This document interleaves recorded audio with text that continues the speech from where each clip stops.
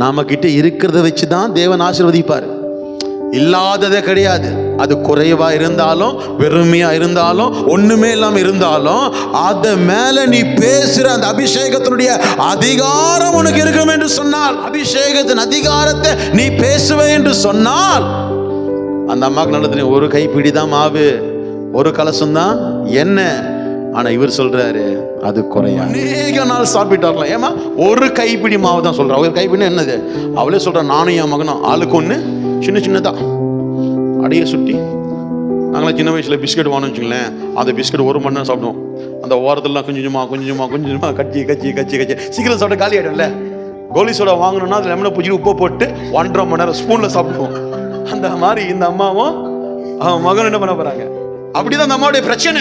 அவங்க வீட்டாரும் அப்படி போட்டப்பட்டுக்கல, இவங்கெல்லாம் எஸ்கேப் ஆயிருப்பாங்க. அவங்க வீட்டார் எல்லாம் என்ன பண்ணிருப்பாங்க?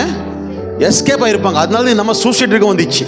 இவ்வளவு சொந்தக்காரங்க இருந்து ஒருத்தர் கூட என்ன பண்ண மாட்டேன்றாங்க, சேர்த்துக்க மாட்டேன்றாங்களே. டேய் மகனே, இதுக்கு மேல வாழ்றது வேஸ்டா. இதை ஜனங்கள்லாம் நம்பி ஆளுக்கு ஒரு அடைய போட்டு சாப்பிட்டு.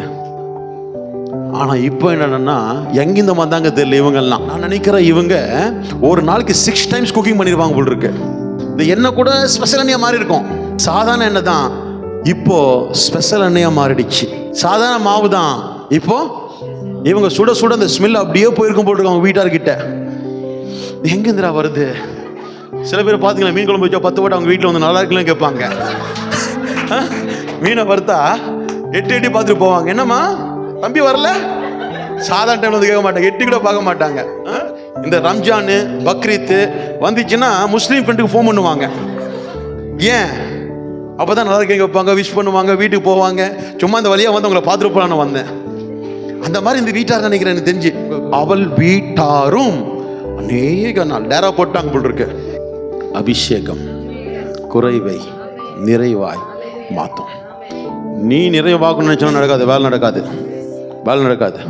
உன் மேல இருக்கிற அபிஷேகத்தை நீ ஆனர் பண்ணு. உனக்கு முன்பதாக பார்வோன் வந்தாலும், உனக்கு முன்பதாக ஏரோது வந்தாலும், உனக்கு முன்பதாக நெகுபாத் நேச்சர் வந்தாலும், அந்த அபிஷேகம் என்ன பண்ணும்? சேலஞ்சு விடணும். உன் குறைய பார்க்காத, குறைவை நிறைவாய் மாற்றுகிற தெய்வத்தை பார். அபிஷேகம் இருந்தா குறைவை பார்க்க மாட்டேன்.